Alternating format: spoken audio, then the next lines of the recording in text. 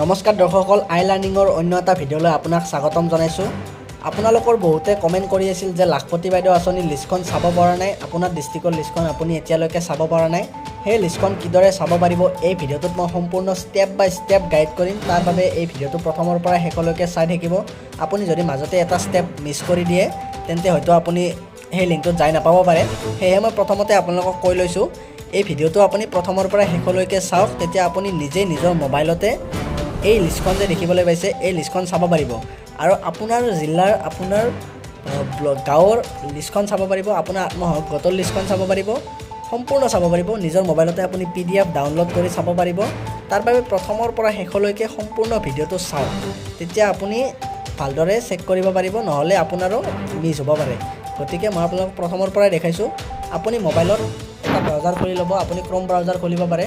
তাত ক্ৰম ব্ৰাউজাৰ খুলিব নালাগে, আপোনাক মই ডেছক্ৰিপশ্যনত লিংকটো দিম, সেই লিংকটোত ক্লিক কৰিব। সেই লিংকটোত ক্লিক কৰিলে এই যে লিংকটো দেখিছে, সেই লিংকটোত যেতিয়া আপুনি ক্লিক কৰিব এই ৱেবছাইটটো যাই পাব।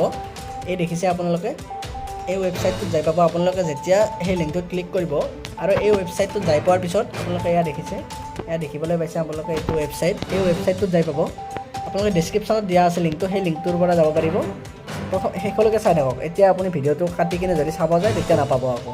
এয়া দেখিছে নেম চেক লিংক, এই দেখিছে কাছাৰ, ইয়াত ক্লিক কৰিলোঁ মই। ইয়াত ক্লিক কৰাৰ লগে লগে মই এইটো ইমেইল বিচাৰিলে ডাউনলোড হৈ গ'ল।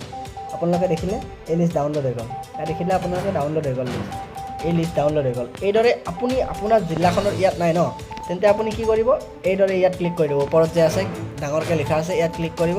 তাৰপিছত ইয়াত পষ্টবিলাক আহিব, ইয়াত তলৰ ফালে যাব, এই ধৰণে আৰু পষ্ট দেখা পাব। এই পষ্টত গৈ ৰিড মোৰ ক্লিক কৰিব।